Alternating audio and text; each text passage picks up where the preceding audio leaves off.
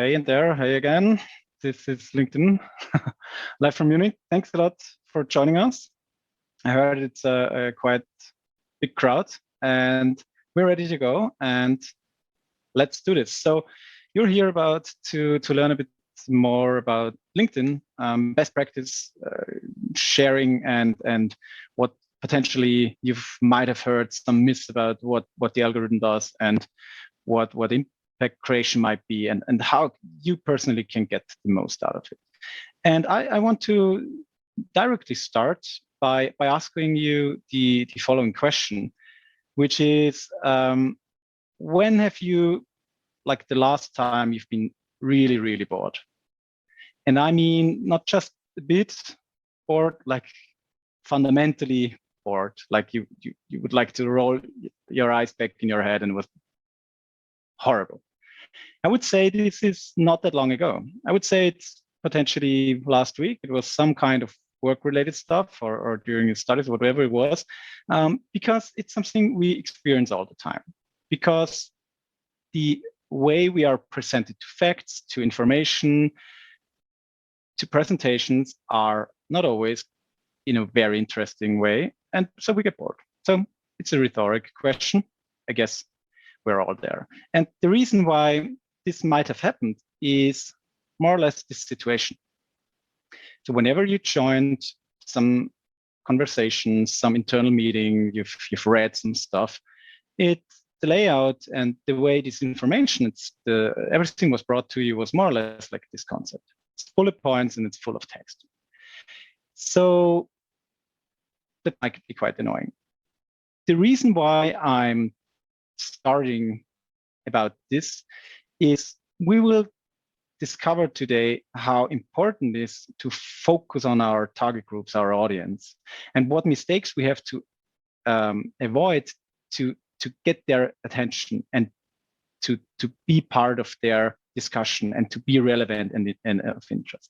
And at the end, this is about a great style of communicating and a great style of presenting. And that's what we will take a look like in the first minutes, and then we will start directly using facts and insights from LinkedIn. So I want to invite you to join me on a small journey, a bit of a story, and I invite you. And every good story starts, as we all learned as children, in a long time ago, country far, far away, once upon a time. And that's where we want to start. It's I want to bring you back in the long time ago, year of 2005. So depending on your age, for me, this is during my studies. For others, this is a really historical date.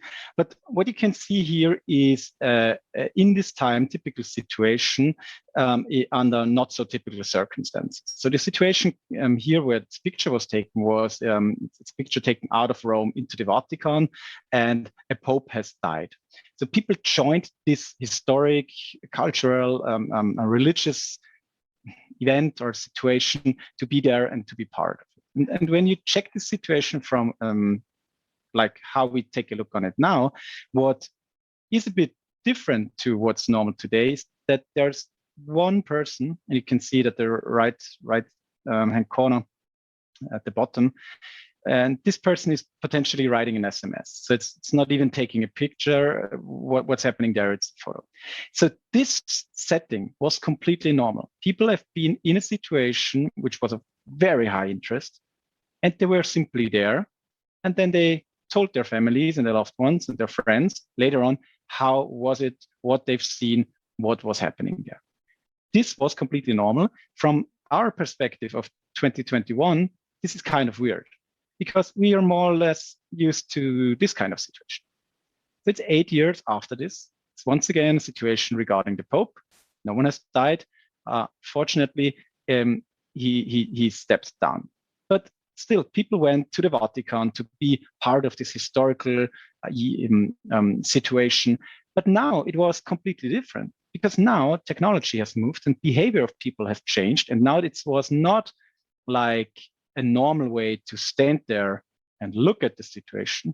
Now it was key for the people who've been there. It might have been the same people a few years ago who joined again to document. So they took their smartphone, they took their tablet, whatever it was, and they took a picture. So what's so different is now that their angle of how they experience the situation is really important. That's why they documented it. That's why they make this picture to showcase at home. So take a look. That's where I was. That's what I've seen. That's my impression.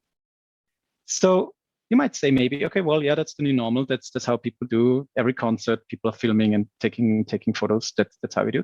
But it changed again, and it changed to another new normal where something really fundamentally changed because it brought myself in front of the event.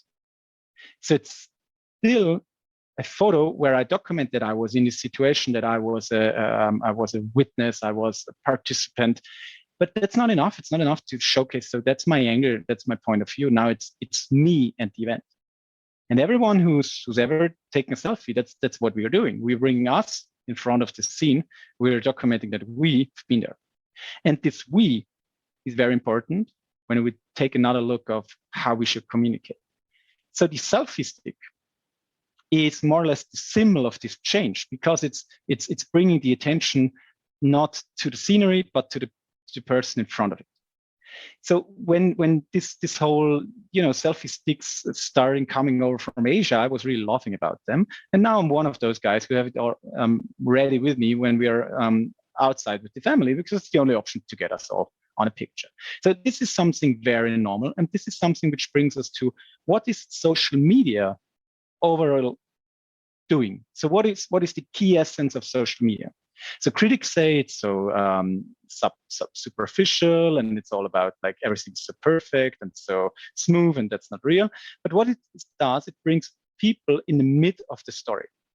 It brings people to tell their story from their perspective, and in front and around all what's happening are the people itself. So that's something which is new, or was new by the time. It was a change in communication, and it was a change in how we perceive information as relevant, how we like stories to be told. It brought events and news a much more human face, because it's always someone in front because it's taking the selfie. So why is this relevant? When you think about the changes over time, it's been a few years now, 2005, 2021, it's like 2021, 16 years, okay? But the fundamental change in society is that we are overwhelmed with information. Never mind if it's email, WhatsApp, if it's your Teams channel, if it's LinkedIn or Xing or Facebook or others. But what's happening all the time is we are bombarded with messages. So, and on LinkedIn, if you take a look on it, it's not different. So LinkedIn is part of this, part of social media, and you get messages there, you get reminders, and you have to filter, because the only thing you can survive this information jungle as a human is to filter, because otherwise the right picture would be the situation you are in, overwhelmed, not available, not able to keep up with all this information.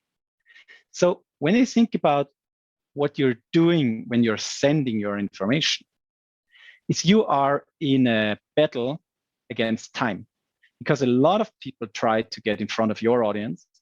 A lot of people try to be relevant for your audience.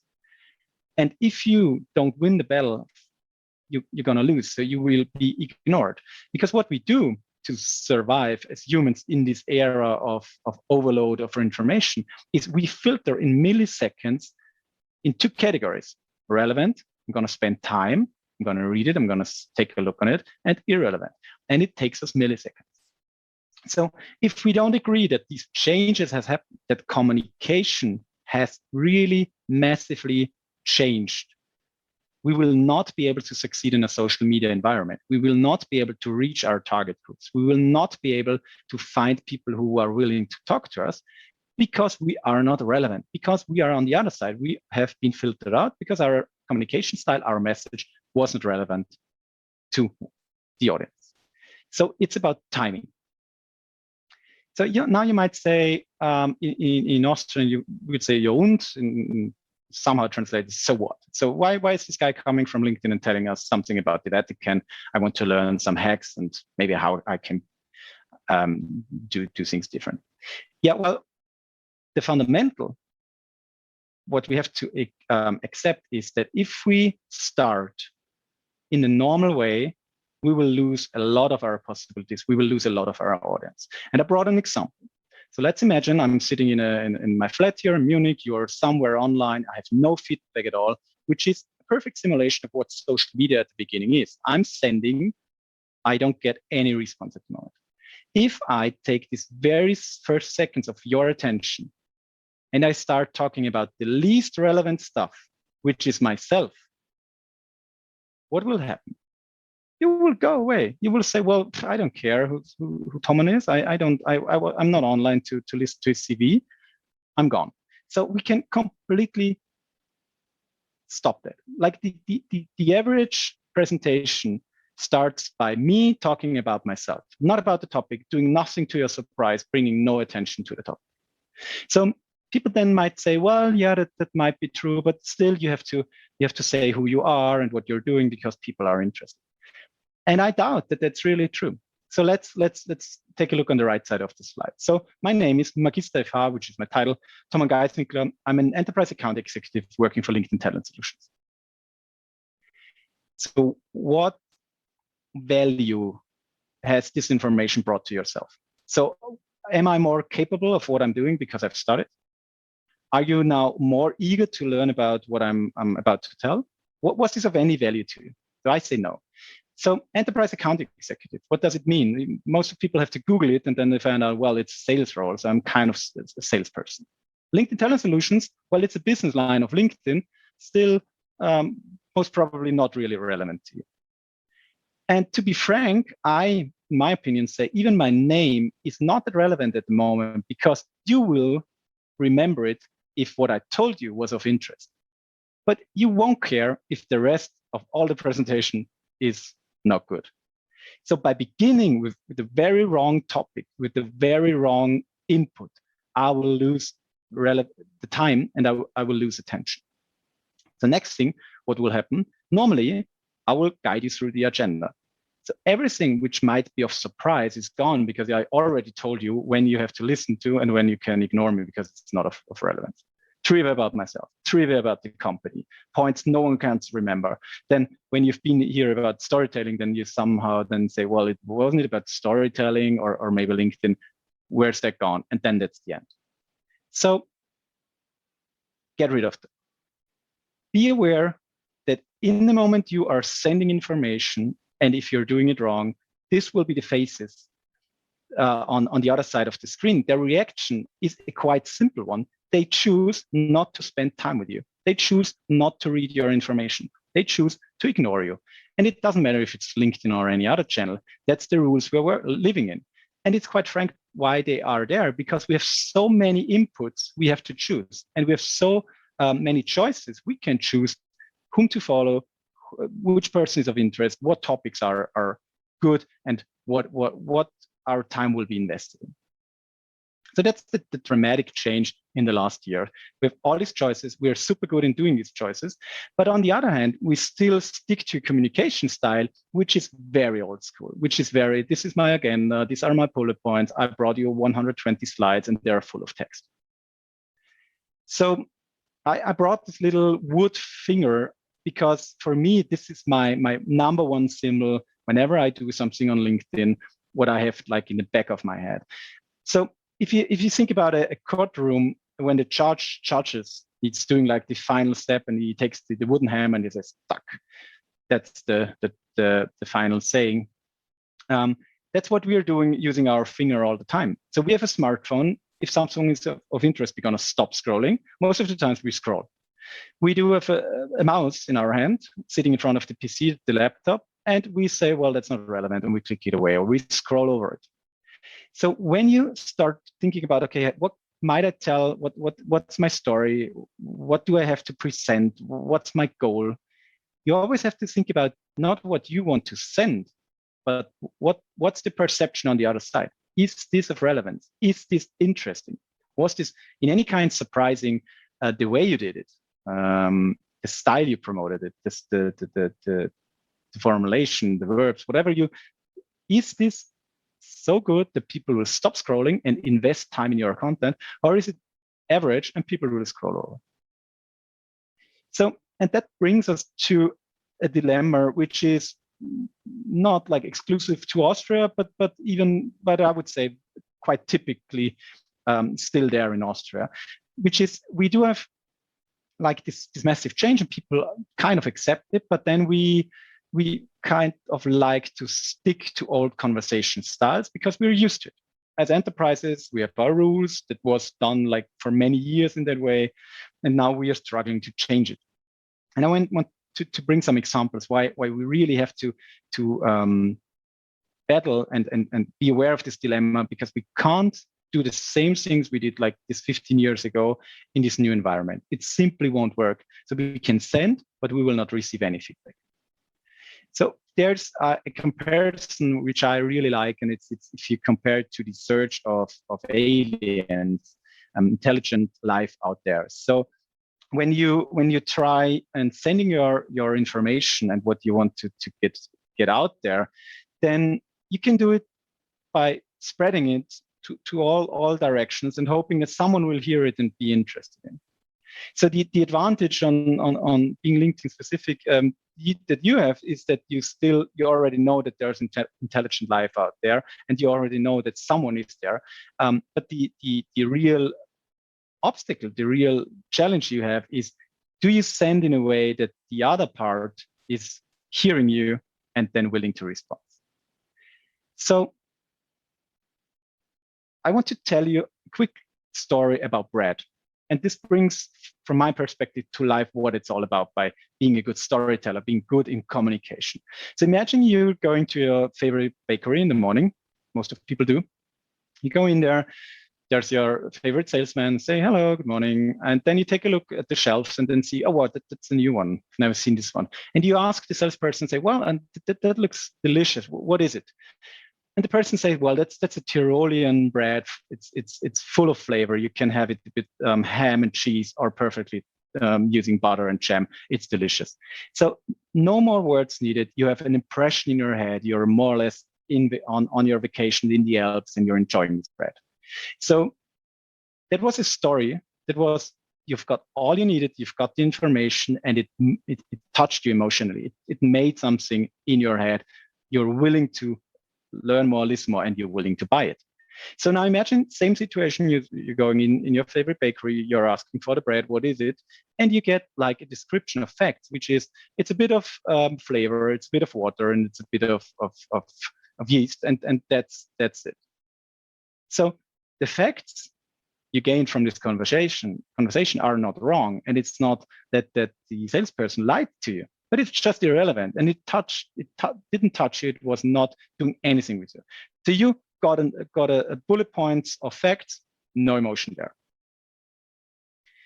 When you go back in time, even Julius Caesar already understood that when he was trying to recruit new soldiers, that it was not sufficient to simply like give the information out there, say, well, that's what we need and that's what we offer.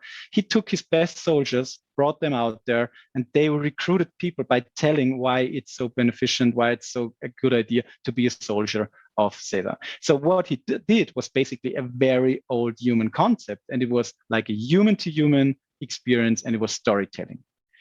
There were not bullet points. It was not like facts and figures. It was emotions and people who were really credible told why that's a good idea. And that brings me to something which on LinkedIn happens a lot, that brands are struggling to allow humans to be the touch point. So companies kind of like to, in a way, hide behind the brand and communicate in a very elaborated way, very clean way via the brand.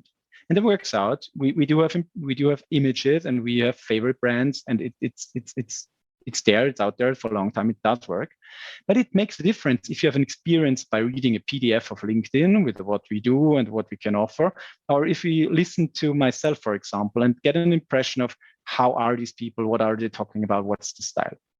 So by communicating as a human to your target audience, you have way more emotional touch points, and you are in this storytelling world. Whereas when you are doing the old facts and figures, what the brand is doing, that's very hard to do. So when we ask people, sorry about the German at the bottom, it's a screenshot. When you ask people, so what are you thinking about if you see LinkedIn, Twitter, and Facebook? To no surprise, people identified us as professional context. So being it context, being it content, being it sharing and gaining insights. So it's still social media, but people differ in one key element. And that's people are not spending time on LinkedIn, people are investing time on LinkedIn. And if you think about yourself, it's not that you go on LinkedIn to like, it's a Friday afternoon or Friday evening, you can't go out, let's have some fun and check the LinkedIn newsfeed. You're probably going to stick to Instagram or any other social platform. So it's invested time because it's serious topics, it's business related. But the chance in knowing that is that people are absolutely willing in focusing on business topics. So it's not about when I mentioned storytelling about being funny all the time or being coping a style which might not fit into LinkedIn.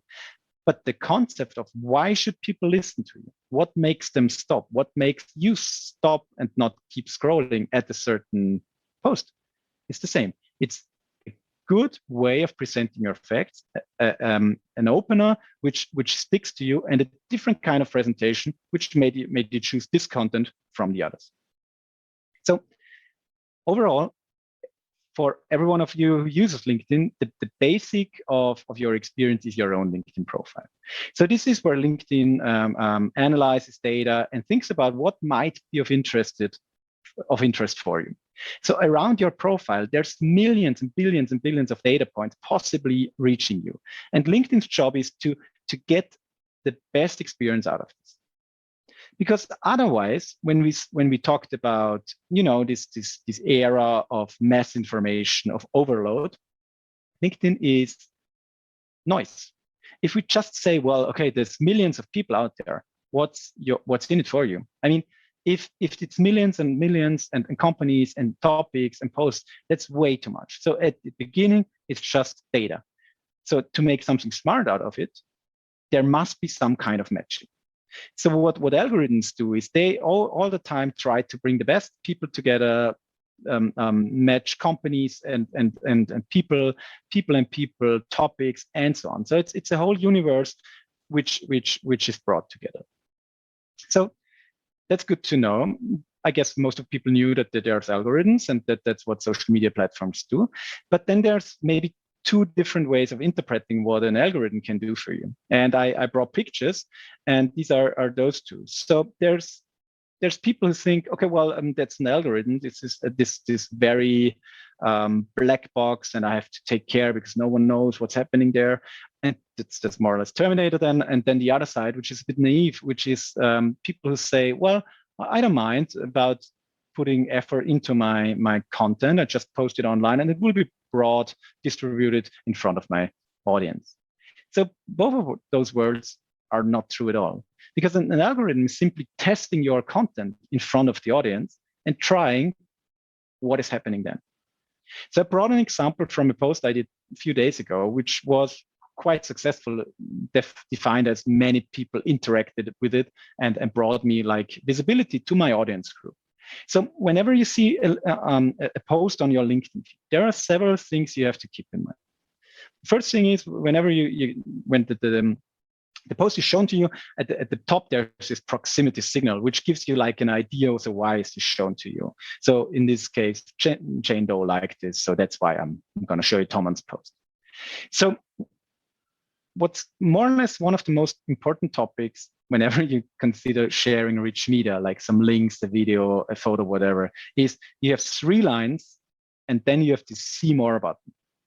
So what people tend to do is they start to start talking, and they start talking about something which is not like super relevant.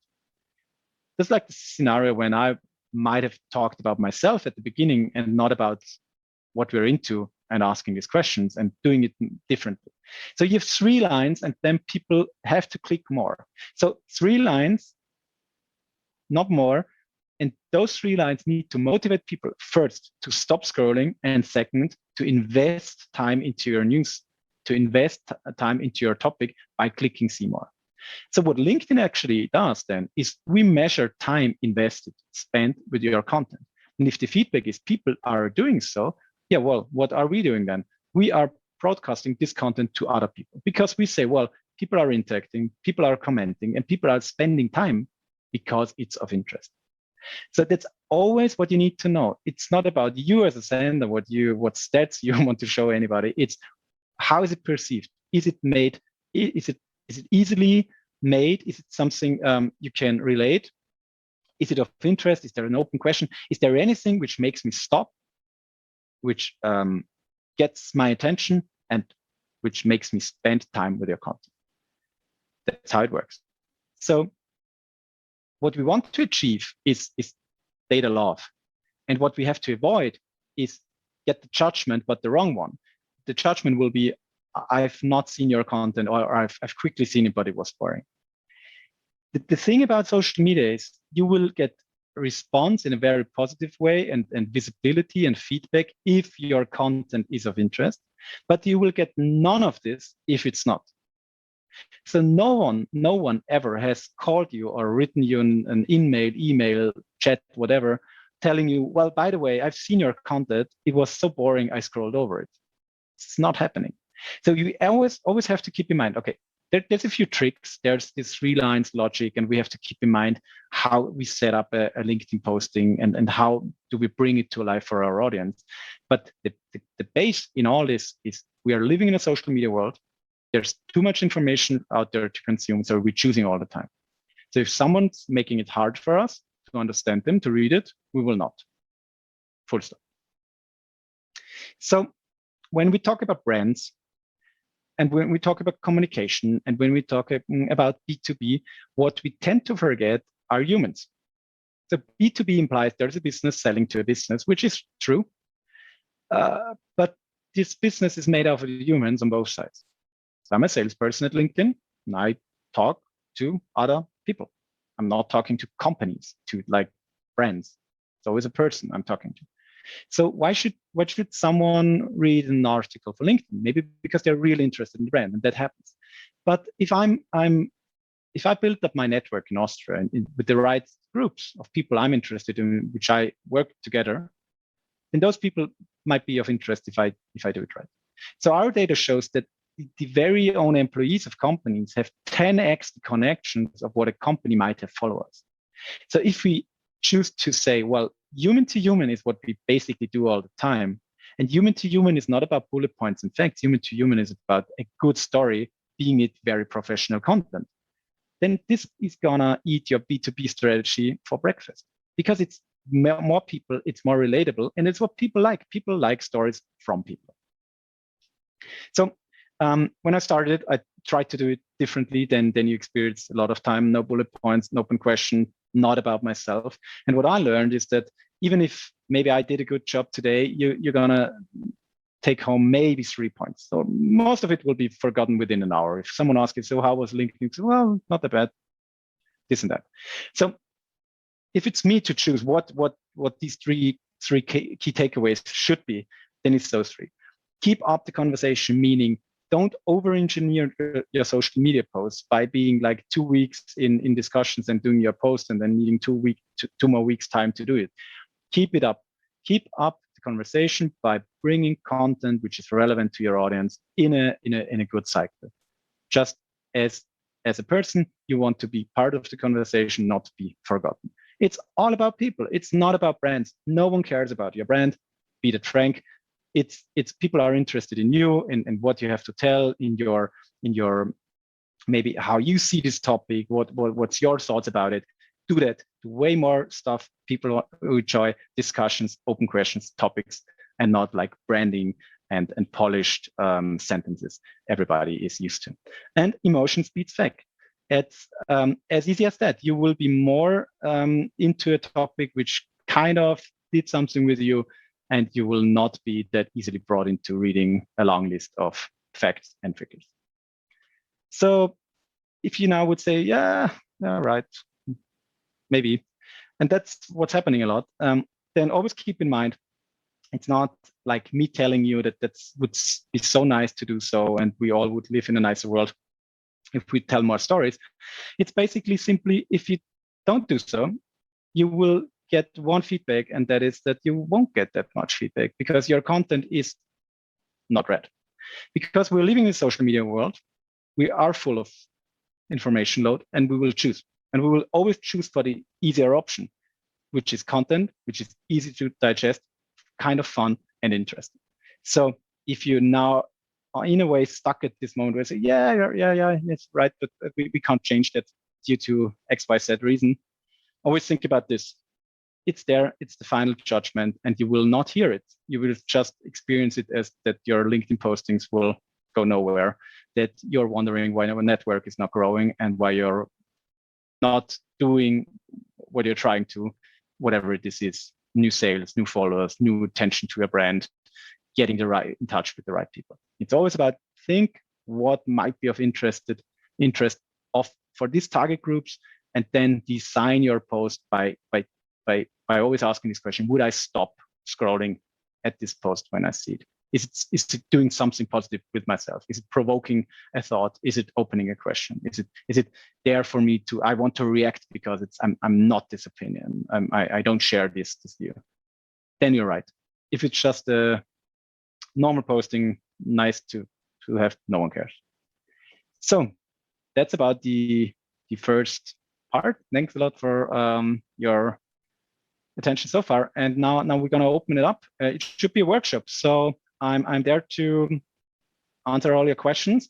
We're going to switch to LinkedIn. We're going to do it live. So it's up to you what and how many questions there will be. Let's go. Thank you.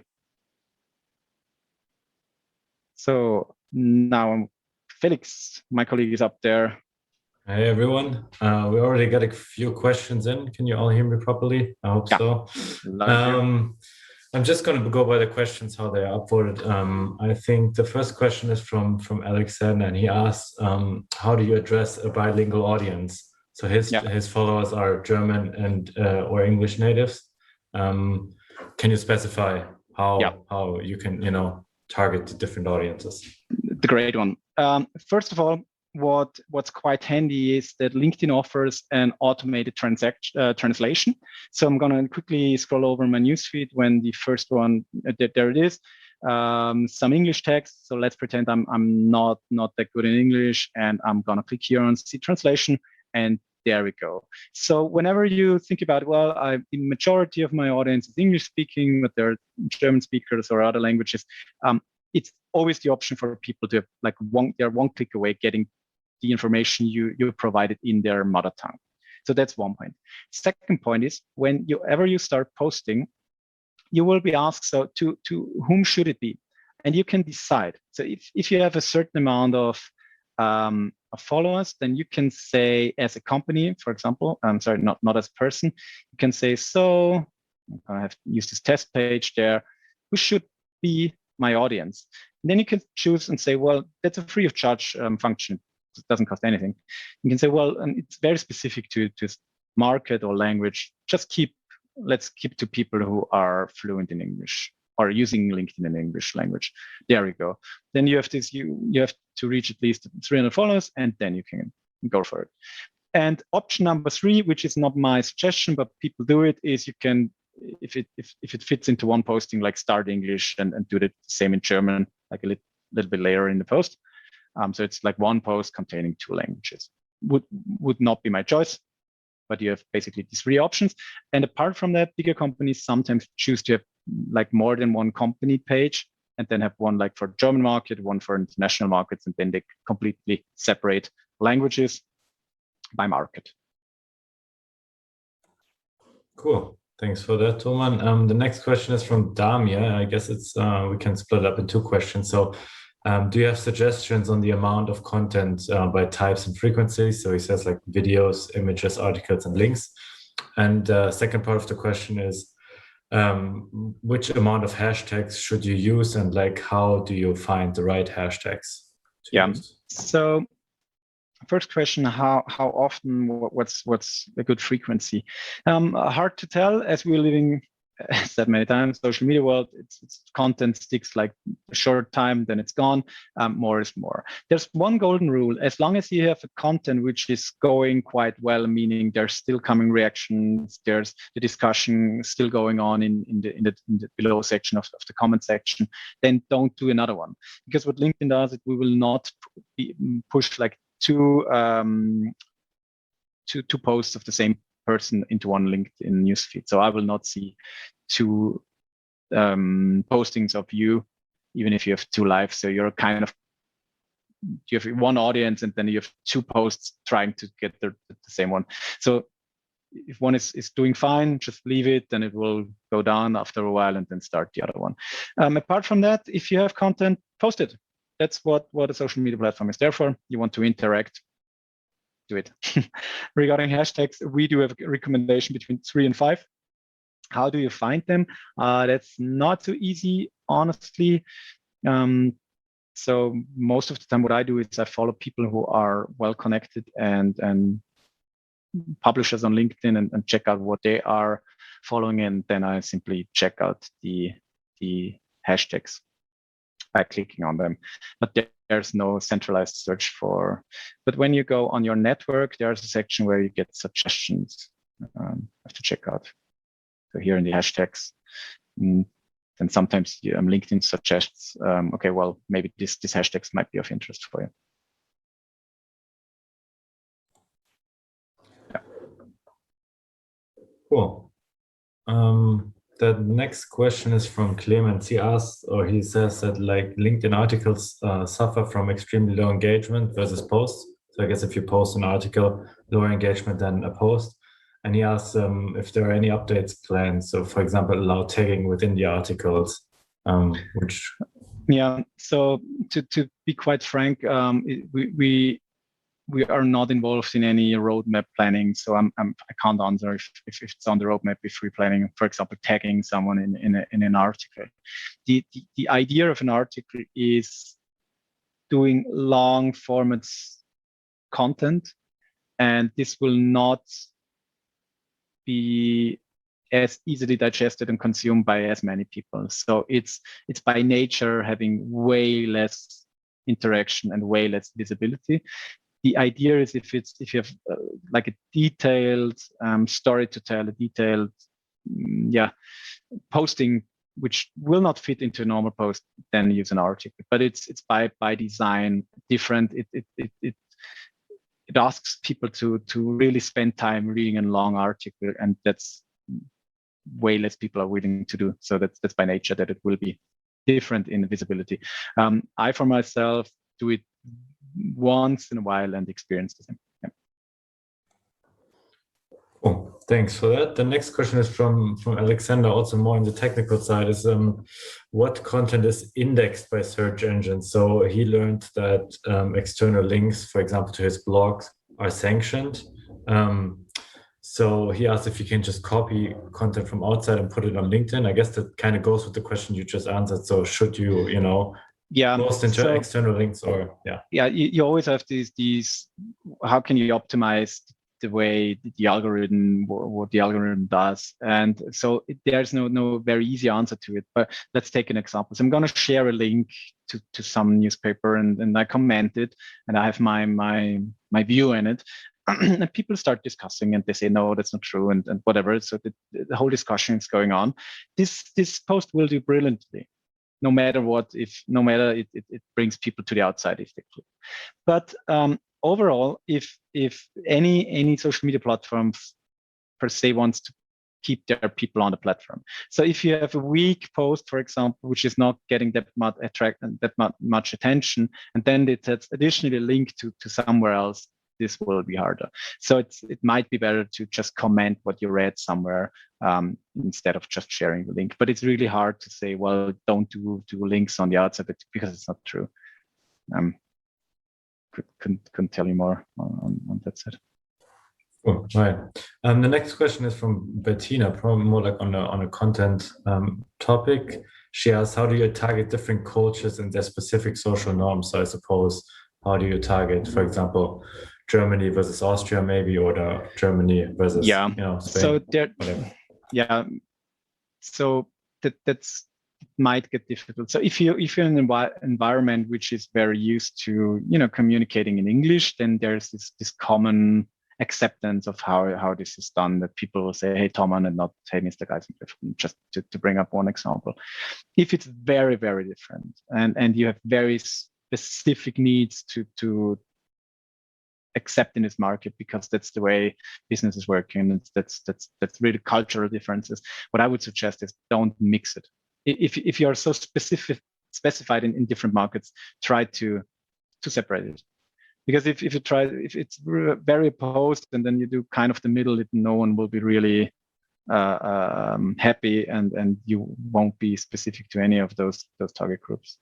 Then it's not like a translation; it's more of a question of style and how to do so. And then I would say, well, that's for this market and that's for the other market, because there's no like one common global rule how everyone says, well, that's right. No, it's not there. Right, cool. Next question is again regarding posts and I guess the algorithm. So he says, or she, it's anonymous, I noticed that when I tag people or organizations that do not react, my post gets significantly less views. Yeah. Imagine, so the thing about tagging is only tag companies if you want to bring others the awareness to the company, or if you maybe already talk to them and they will like also mention you. So it's like both sides want to mention it. Because if you tag a company, it's not that you are part of their newsfeed. It's not happening. It's only if some admin of their company page will say, well, that's nice, and we're gonna bring it up in our newsfeed. So companies mentioned, admin say, well, that's great, and we repost it. So then you might get into the newsfeed and be part of their followers. So if you want to mention them because you have a great collaboration, do so, but don't expect that you will be like gaining from their followers firsthand. If you tag people just to try to be part of their network and they never react, that really does do you harm. It's not helping you in your reach. Tag people you are in a way of discussion. Tag people where you have a good chance that they will react, because then you can open up these discussions in their network. Don't just say, well, at Bill Gates, at Jeff Bezos, at whoever, and hope for any effect on that. Well, next question is from Thomas, and he asked if there's a difference between the distribution algorithm between photos and articles. Well, I would say it's probably more like the question, what works better, right? So do you use photos or just articles or just posts? Yeah, so articles are special because it's a long format story. It's a long format way of presenting information, and people really need to invest time because it's a long text. So they're different. So it's you can't compare it, like it's not that good because it has less views. If less people read a long text of you really made your statement in front of the right people. So then it's fine. Regarding formats, there's a lot of myth out there regarding you have to do GIFs and otherwise you can't be successful, or don't do this or do that on Thursday, which all of it is not true. There's one simple thing LinkedIn does. It's technologically called dwell time. Simply explained, it's time spent with content, and that's measured. So why are posts most of the times more successful having a picture? Because it's what people really like to consume.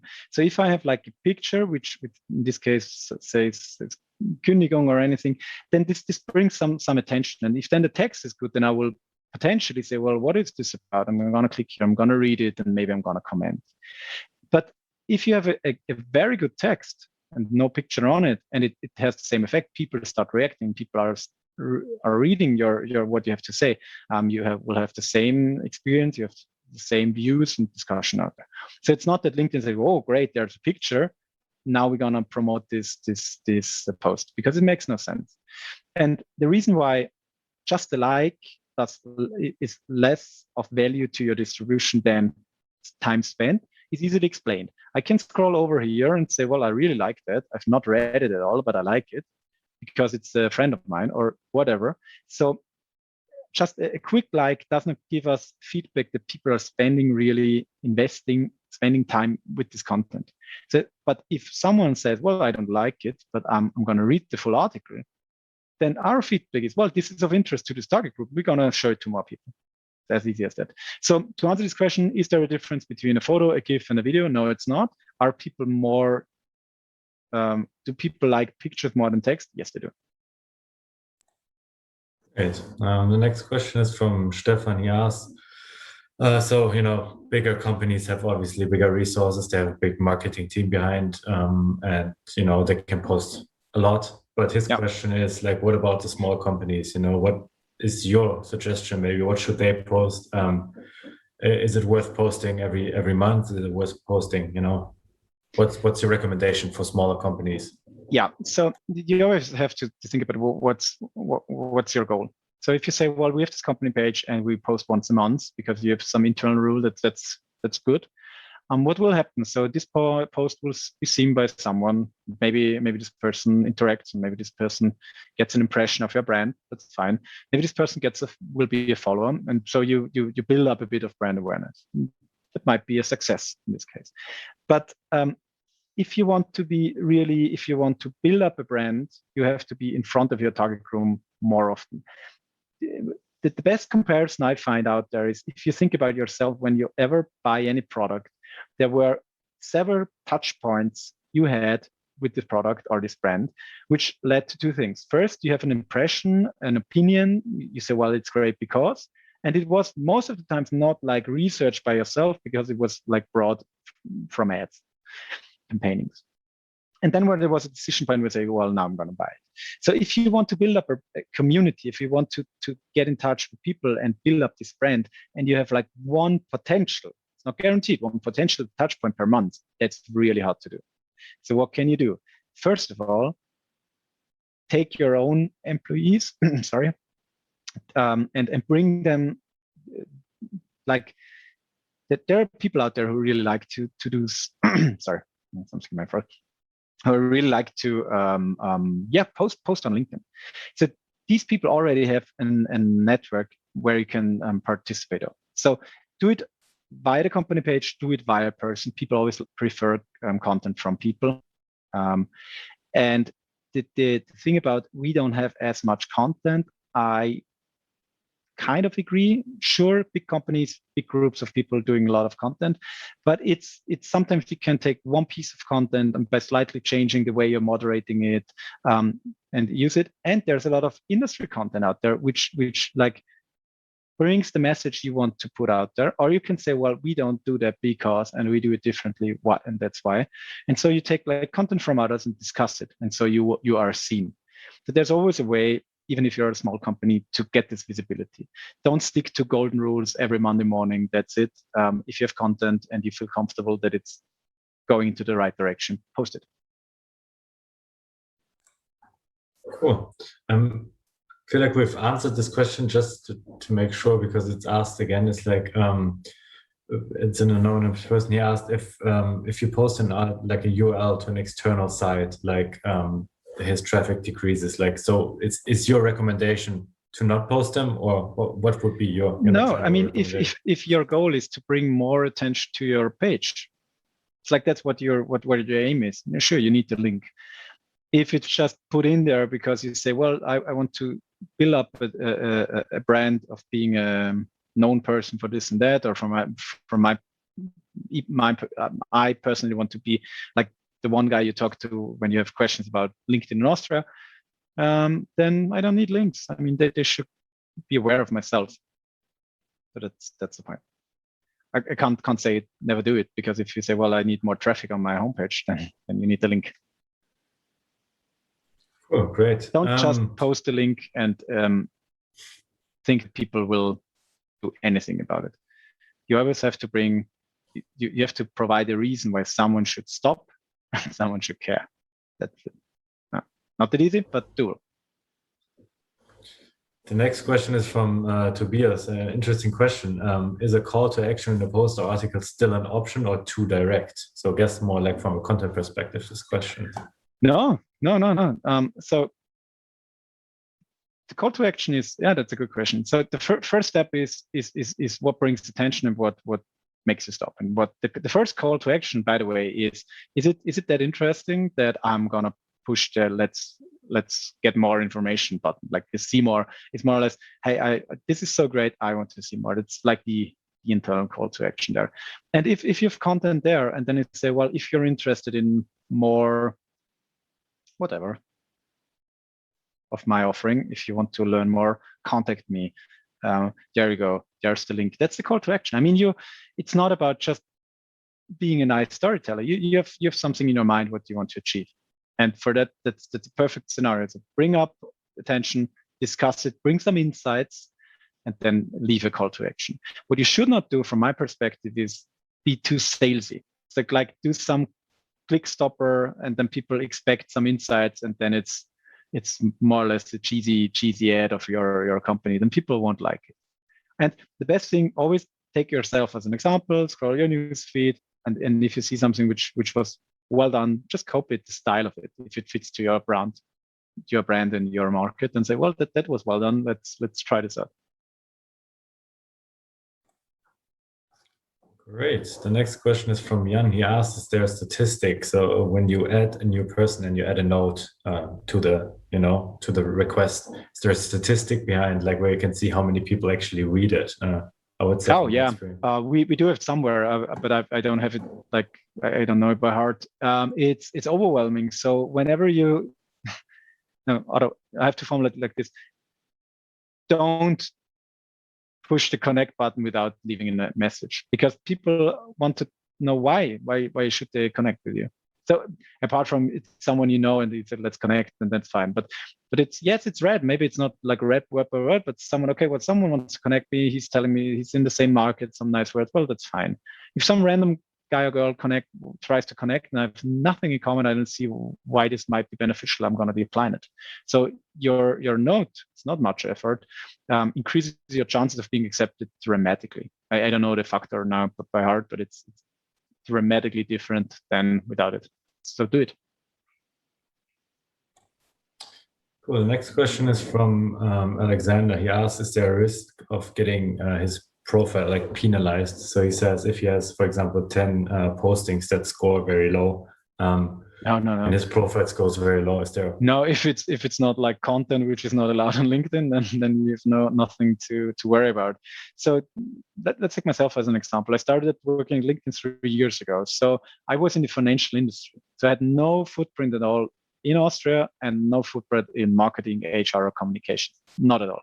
So when I started posting, I got like 3 likes, which was one of my best buddy, and 2 from LinkedIn sitting right and left next to me. So that's quite normal. So you have to build up your brand, you have to build up your community. So that's why you have to grow your network, but don't not by adding any strangers, but specifically to the market you're interested in, and you have to get this visibility there. And so it's not penalized in any way. And you will see if you be there more often, if you do the storytelling, if you are interested, this will grow over time. It's not going overnight, but it's not like, oh, you tried it 10 times, it was like 4 likes, so now you're not shown anymore. There's nothing like that. Great. The next question is from Cyprian. I hope I pronounced your name correctly. Bear with me if I don't, I'm sorry. Do you recommend automation tools for prospecting or not? So let's say use LinkedIn for, sales. Like what's your recommendation, Thomas? Yeah, would you like to be a recipient of an automated sales message? I guess you have your answer now. The thing is, everyone who's into business a few years is able to read out of the message that it's done by a tool, that it's not at all written by a human who was on my profile and who had a few thoughts about why we should have a phone call. So Felix and I, we're both in sales. If you can try to copy paste messages, you might have some lucky shots, but they're not stupid. I mean, you can read it. When you get an email from any recruiter or someone who wants to sell you something, you can say it like in the first 2 sentences, and then what people will do is they ignore you. So no, don't do it, because it takes away what is you. It takes away your human brand, your style. it takes away the chance to be specific to this person you want to get in touch with. So it brings you volume, but that's it. Don't do it. Great. That's what I thought you would say. Next question from Alexander is, what is a good mix of LinkedIn ads, in-messages, posts, and other content in order to promote new ideas? So maybe you have a suggestion there. Yeah. So the main difference between what is realistically doable organic-wise and what is possible by sponsored is when you build up a brand from scratch, then you start like you build up a company page and it says per definition 0 followers, and then it's you and your mom, and then it will be more. So it's hard at the beginning. So when you have ads, you simply pay for it to bring your content, your brand in front of the right audience. So what's the difference? Well, you pay for it, we're going to deliver it in front of the right people, and a certain percentage of them will react and will follow you, and so you will grow your market.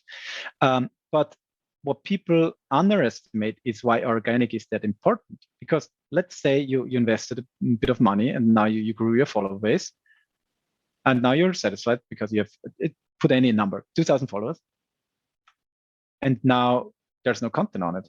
So people, seen you in the newsfeed. Let's take this one. That was interesting. I click follow, and then nothing happened anymore. So what was your investment worth? What happened to your brand and your visibility?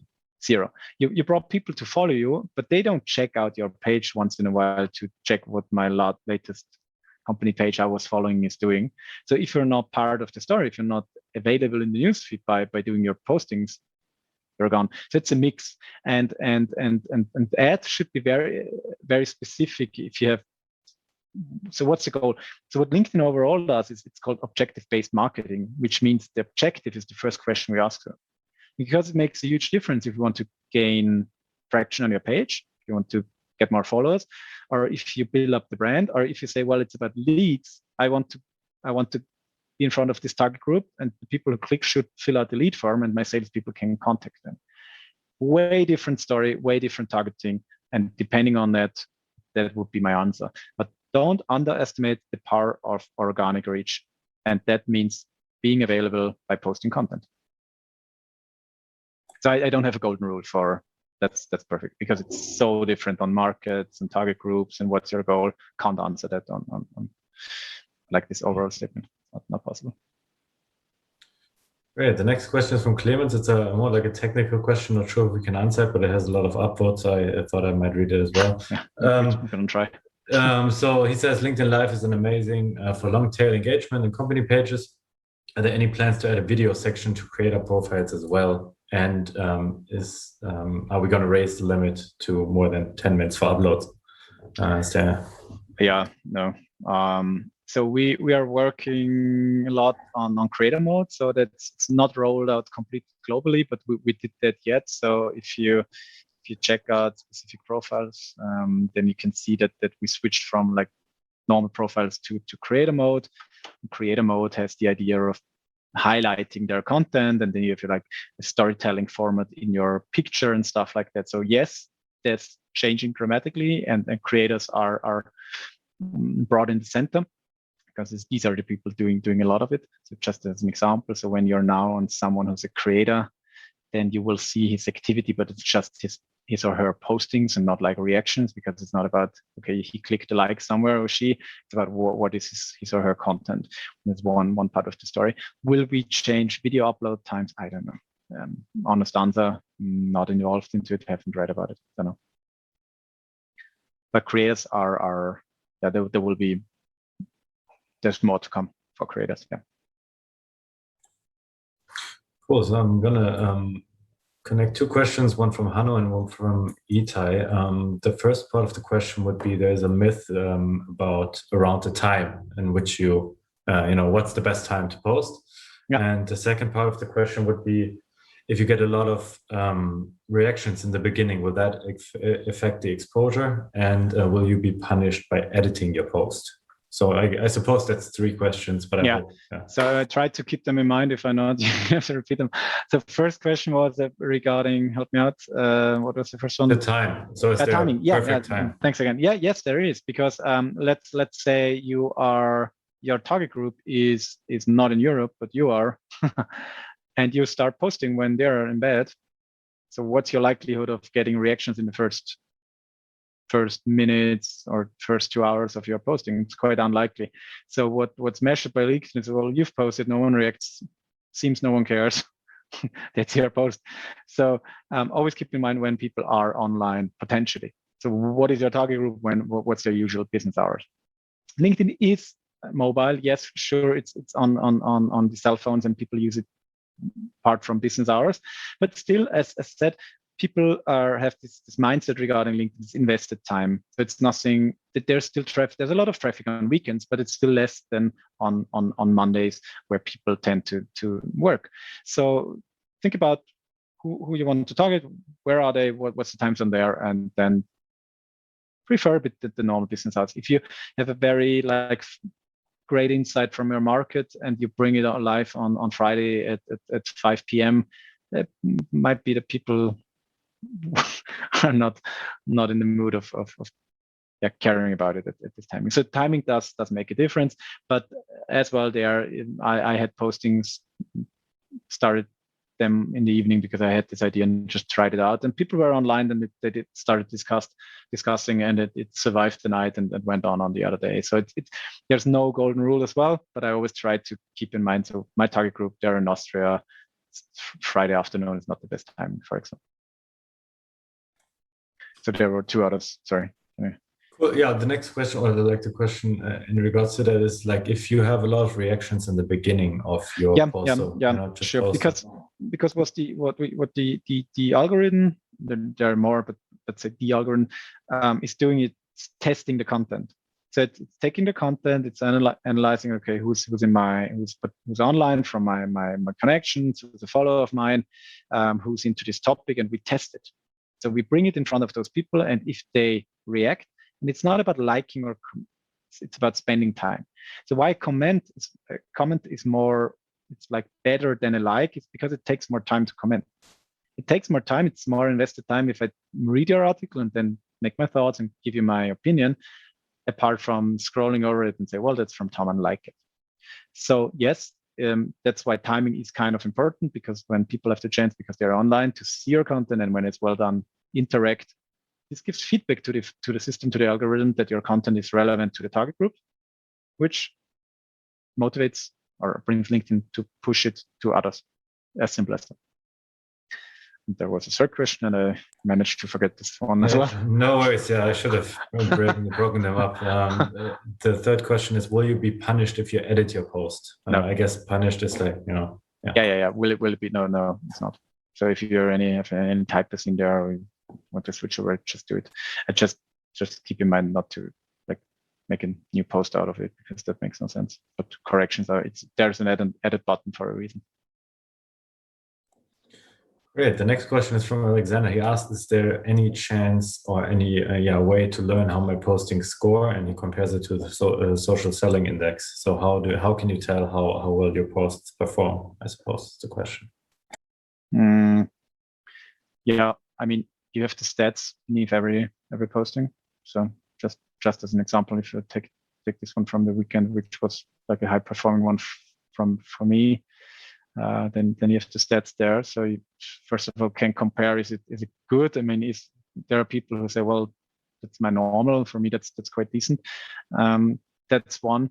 Do you get stats okay, there's another sales guy in Australia, he's doing better than you? No, you don't. But you have the sales. You mentioned the social selling index, which gives you this four key areas where you might improve, and then you can check out what might be done. So broaden your network, engage. One thing which is underestimated, if you're not in the moment producing content or posting, you can still be part of the market by following people who are really doing a good job, who are well known or thought leaders or whatever, and commenting, bringing your opinion into this group. Because this simply leads to the fact, let's take this one. I know Jessica, for example, but if I don't, never mind, I will see that she commented. So I can check out her profile and say, well, she's interesting. I'm gonna connect. So let's take someone I'm not linked to. Most of them. Then it's quite easy to do that. So you can get visibility via the content of others as well. So let's take Said, for example. So I don't know him. He commented. So let's say, well, that's of interest. Let's connect.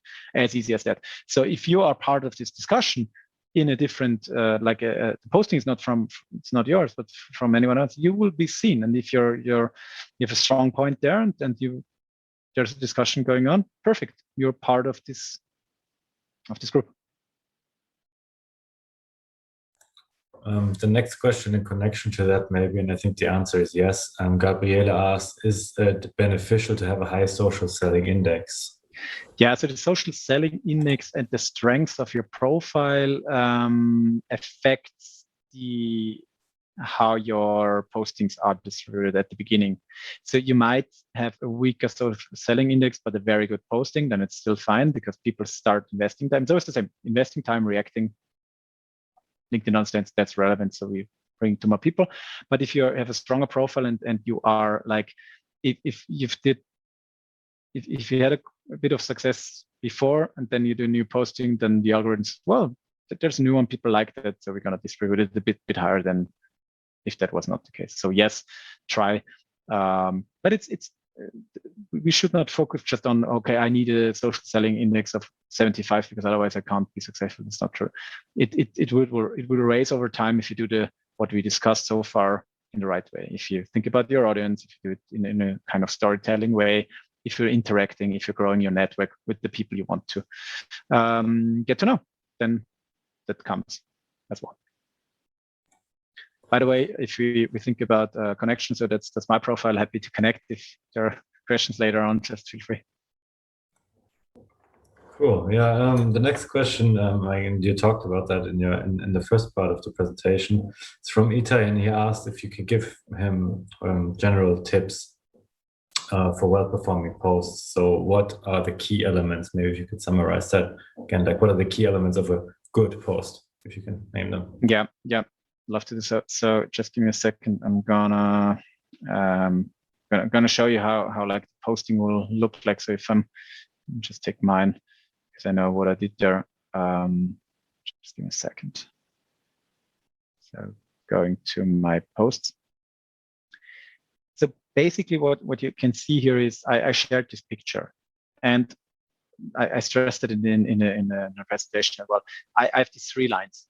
So it is really, really important to understand that you can't hide the relevant part, the interesting part in the text below because people don't see it. In the moment you share any rich format, being it video, a link, then it's the preview or a photo, doesn't matter, or a GIF, whatever it is, you will have 3 text lines.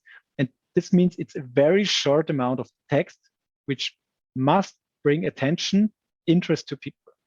And that sounds easy, but it's not that easy to formulate it in a way that people say, wow, that's interesting, or I don't agree, or never thought about that, or these are interesting stats, or that's cool technology. I am not in your market, whatever it is, to make them stop. And then when they do, they will click see more. And now the magic happens. Now there's text, it's quite long, so people read it. And what happens if they read it? They invest time. So what LinkedIn measures is, well, there are people out there, they stop, now they click, and now they read the full text, and now they've read the text and then say, I don't mind, whatever. So that's how you get interaction. So this depends on your network and your brand. If you have a very small network, it's harder for you to do that. So try to grow by contacting, by networking with the right people. But basically, the thing is, the number one tip, apart from from the network perspective, is be relevant and be interested.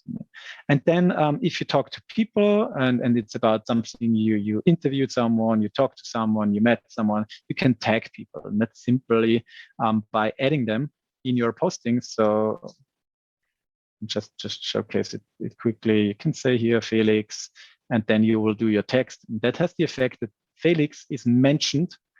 So his network will be formed. Felix is part of a posting. So whenever you have someone who has a good network, or you want to bring into you want his profile, her experience should shine a bit on yourself as well. Don't just type in the name, but tag the people. So that brings you in relation to the person. That's a very good tip as well. But king is, and that's why I started with the storytelling module. How can we in a social media environment bring business topics to life so that people start investing time? And that's always by being a bit different, being a bit interesting, asking open questions. Best tip there, once again, take your own newsfeed, scroll it, and whenever you stop, ask yourself why you've stopped. So what made you stop there? Was the picture? Was it because you know the guy, the girl, or was it like a thought and a meaning, whatever it is?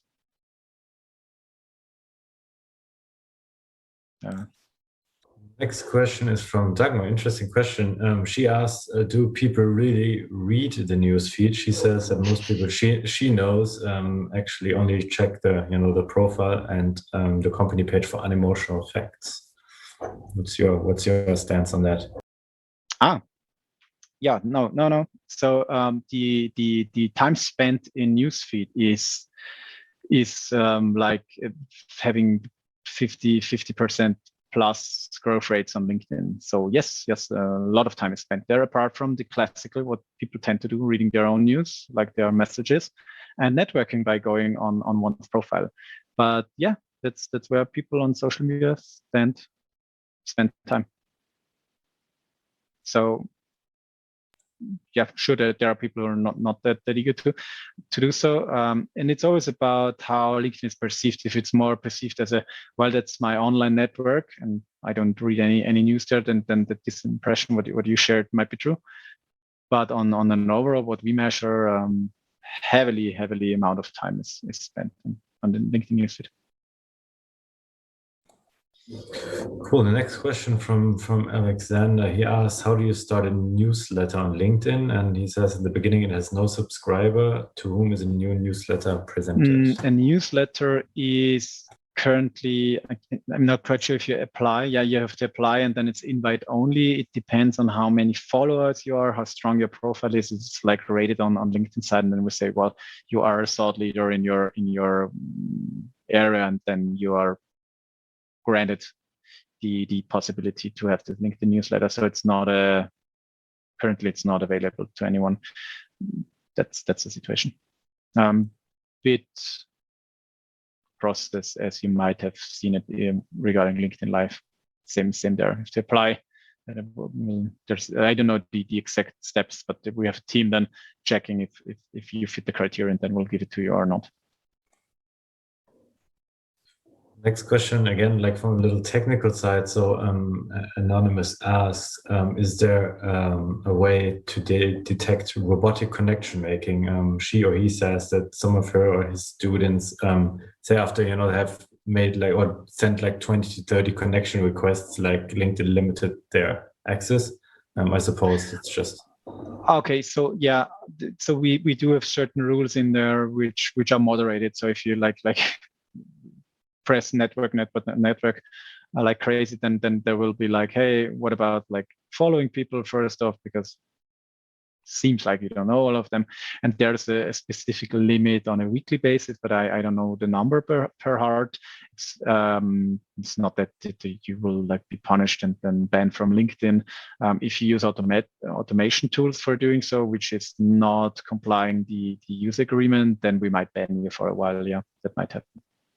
But it's not like you wanted to add 10 people and now you done something wrong, and it's moderated. So, well, but there are limits. And the reason for that is it simply does not make sense to have connections over connections with people you don't relate to. What is it? It's not about the number itself. You might have 10,000 connections and no one cares about your content because they're in the completely wrong market. What's your value of this network? So that's why what our suggestion is to get in touch with people where you have similarities and maybe you already got to know in real life or not, that doesn't matter, but to grow it over time, your network. And there are limits, but it's not like there's a punishment. You might get like this, okay, for this week, you have to wait a bit, and then you can connect again. Yeah. Cool. The next question is from Mike Keat, and the question is there any way to protect your direct contents so that they don't appear on other people's newsfeed as like people you don't know or you might know? So she says, if you know to someone protect likes what? To protect, like, so that they don't show up on other people's newsfeed as people you might know. But I think that's might be difficult too, because if they engage with you, they might be suggested. Okay. So what you can do is you can choose if your network is open to others. So if I can see who you're connected to, and LinkedIn is super transparent regarding your data privacy. So just go into settings. It's in clear, normal language sentences and guides you through and it's always your choice what others might see. If let's say someone from your connection likes your content, his or her network will see it, apart from if she or he has chosen not to, but it's not that you can choose like a post online, but I don't want anybody to see who liked my content. What you can do is you can say that it's you don't want this posting to be commented. That's your option when you make the posting. But simply check out your data privacy options here, and you can really define a lot of stages. For example, you can say I can only be found in contact if someone has my email address. So you want to avoid being contacted by someone. There's a lot of options in there. I would suggest to check that out. Well, the next question is from Alexander. Question is, does the engagement in LinkedIn groups affect the scoring of my postings? So I suppose if he's in the same LinkedIn group, and I don't think so, no. But groups are a great way to have a discussion about topics and network again, because you're part of a group which is specific to a certain topic, and then if you're active there, you will be seen. You can network from there, so that's a good starting point. I've never heard that it will affect any way of how you're, because as said, what the LinkedIn algorithms are measuring is are people interacting or spending time with your content. So if you're very good in the group and active there, but your content is this posting was not that relevant to anybody, so why should we bring it up more prominently? I don't think so. Right, cool. Another question from Sabine. She asked, what do you think about focus sites within company sites? Yeah, that's a cool example. I'm going to showcase why I love them, because I have this handy example over there. So focus pages, showcase pages in English, focus site in German, they are not company pages itself. They are focusing on a topic. And let's take Henkel, which is a quite huge consumer good company in Germany and stuff, and they have like two business lines, which is industrial adhesives and which is beauty care. And so there's more or less no people who are interested in both sides, because if you're into beauty care, you don't are like into industrial adhesives. So what Henkel chosen was to build up these focus groups and focus as the page or showcase really topic and business specific on this topic. So if you're in beauty care and it's north of 30K followers, people are interested in all about beauty from Henkel. But if you are into adhesives, that's a way different story, and it's industrial content. And so they separated these storylines, because if I'm into adhesives and I will see news from beauty care, I'm not interested at all. And they're so big that they separated it from the others. So in that case, that's a good idea. If you're a smaller company and you want to showcase like your different silos of services or products, don't do it at the beginning. Just showcase who you are. And if you grow, then you might choose later on. But it's a good option to streamline a topic. So the big ones do it, and sometimes the small ones do. Some consultancies or stuff do it because they say, well, we are this and that, but then we have one thing which is so special it doesn't fit to the others. other topics, then we separate it out. That's the idea. And you always can affiliate pages, so you can see if someone is visiting this page. Okay, it belongs to Henkel, and vice versa. So yeah, it's a good option if it fits into what you're planning to, and if it fits that it's really a different storyline there, then might be a good choice. It's for free. It's just not a different. It's just a different kind of page. Well, next question is from Alexander. Alexander, please correct me if I misunderstood the question.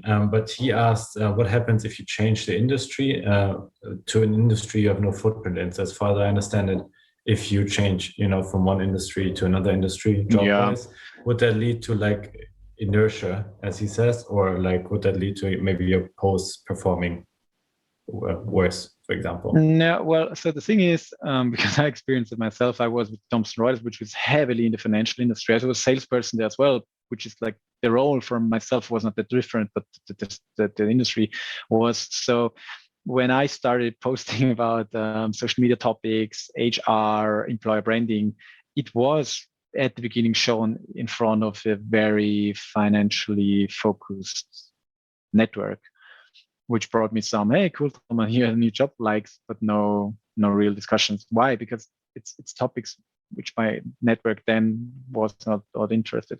So when I started LinkedIn, I had around about 700 connections. Now I'm close to 4,500. So it's in those 3 years, I grew my network very specific in the DACH market, in these marketing, HR, and branding topics. And now it's working out fine. So well, if you really do a maneuver and completely switch industries, yes, that might be your experience. That because you have now a real different topic, people won't be as interested. Let's say I'm going to switch to a company and I will be a salesperson for cloud solutions or whatever technology. So I would say my Austrian HR connections will not be that eager to interact because it's not their topic. Yeah.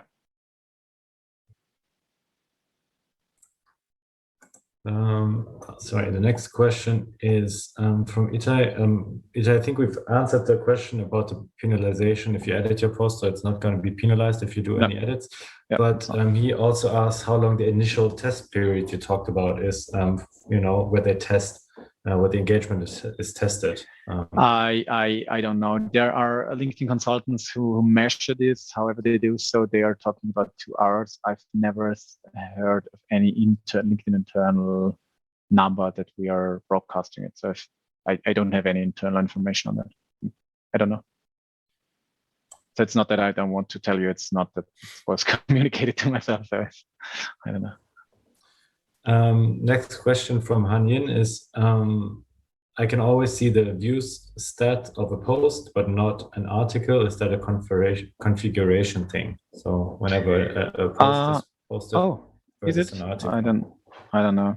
Give me a second. I'm gonna check out. I really don't know. So if it's quite a long time, I did an article. Just give me a second. I think I've got one up there. So there you go. There's no analytics section.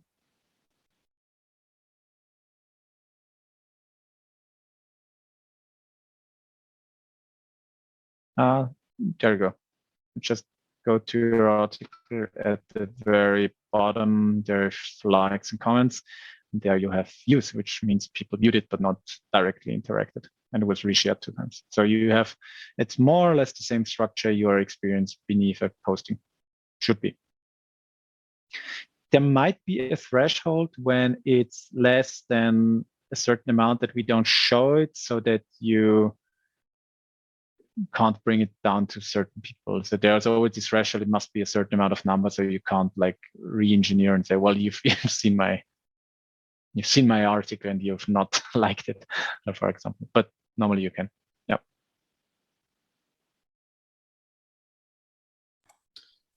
Cool. Next question from Clement is in regards to newsletter for profile and company pages. Are there any best practices on frequency, content type, and maybe tips on migration from MailChimp to LinkedIn, for example?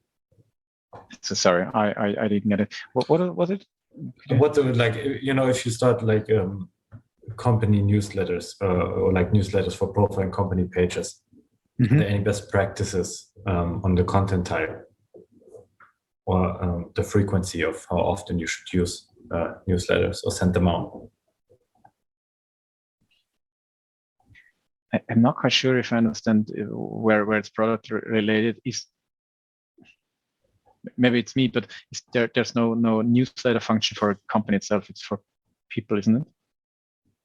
Right. So, yeah, but I guess maybe then more on the like. Oh, you mean overall postings bringing news of the company? Right. I think maybe if you want to take it from that. Okay. That yeah. angle. Very hard to answer these oral statements. So the best experience we have is when company pages are not done by one group in the company, meaning it's not just marketing, it's not just HR, or not just communications, but it's all of them. And why? Because it brings a mix of topics into the newsfeed. So when people are seeing it in the newsfeed, then they might react. When people are on the page itself, they see this mix of topics. And when you are exploring company, you might be interested in one specific technology, which brings you at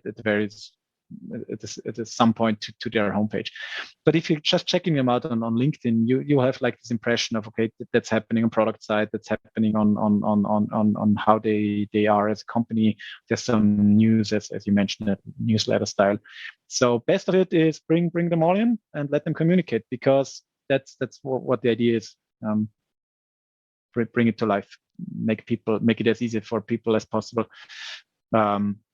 And when you are on a company page, then people, they can scroll down and then they can navigate a bit between the different information boxes. So being it just show me videos or give me information about something specific, or insights, or people. So all these ribbons up here. Cool. We have some technical questions. I'm just gonna see maybe we can find an answer. But one question is regarding the LinkedIn streaming on app. So is there a background audio planned when you do not have the guess like the YouTube background streaming? Yeah, that's what I thought. I might just read it. Maybe you have info. Yeah, no, like, sorry. That's what I thought. No information on that. One question Erwin asked is the same question. It's what's better, articles or posts? I guess it depends on the purpose. Like we already depends. said. Yeah, but if you start using posts, because an article is quite an effort to write it, and then if it like ends up having 3 likes and 15 views, you're gonna be a bit disappointed. So I would suggest to start using posts. If you grew a certain amount of network where you feel comfortable, and if you have like topics which are longer, then try it out. But it's timing, and we don't have as much time, so we prefer the smaller content pieces as humans, not as LinkedIn. One last question from John, and John, I think that's also technical. I don't know. I'm not sure if we can answer that. He asked if there's any way to improve the LinkedIn events, because he finds it horrible that you cannot update the details after an event. I'm not sure if we know. There's a feedback section somewhere, and sure, there's work done on it, and I'm pretty much sure that.